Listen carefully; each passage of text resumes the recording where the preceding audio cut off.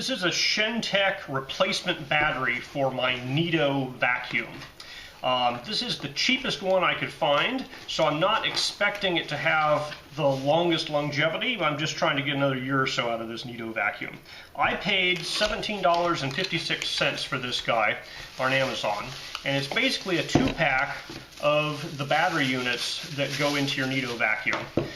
And so I'm going to show you how to replace the batteries. These are for the Neato XV series, and usually like the XV11, and there's a couple of other XV series. In the box you get the 2 batteries. They're separated by bubble wrap bags, and you have a little caution instruction sheet. This is my Neato XV Series vacuum, and before I do this procedure I need to take this guy out to find the on-off switch inside. And I'm going to take that on-off switch and lift it to the up position, and that is, as this sticker states here, off.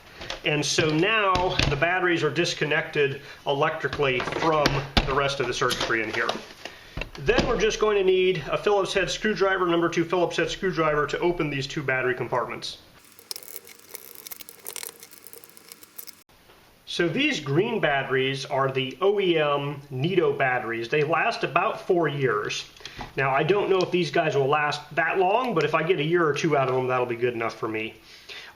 Pay attention to the battery orientation. It's kind of a parallelogram, and it has to fit in a particular way. So this one fits in this way, that one fits in that way. And you can just pull these out, and there's this plug which you can pull out maybe by hand. Maybe you'll want to have a pair of pliers for that. The plug has a kind of triangular side and a square side, so that orientation is, you just have to pay attention to that orientation. So when you put this in, make sure it's oriented in the same way. It will fit in the other direction, but it fits up too high and you won't be able to get the plastic lid on top. So you definitely want to make sure this is in the correct orientation so it sits low enough so that your wiring can fit in here with the lid on top of it.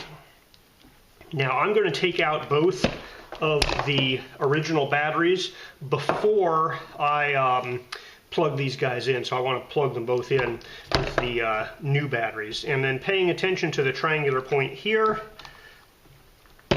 I'm going to be using my needle nose pliers to push on both sides at the same time, just so I don't wiggle it back and forth. And they're pointing with the triangle sides out on both sides, so just make sure you line both of them up. They're not exactly in the same direction. They're kind of mirror images of each other. Okay, so those 2 guys are put in there. Now you need to get these wires down so that these guys will fit flat, and then you just put the screws back in.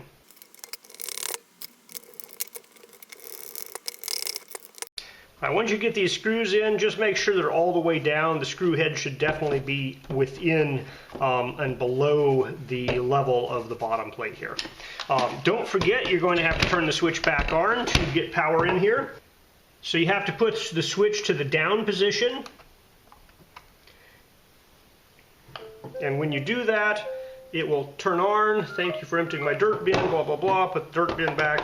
I recommend you put this on the battery charger, because right now it says my battery is low, please charge me. So these batteries came from the factory at a discharged rate. So you want to charge this up before using it.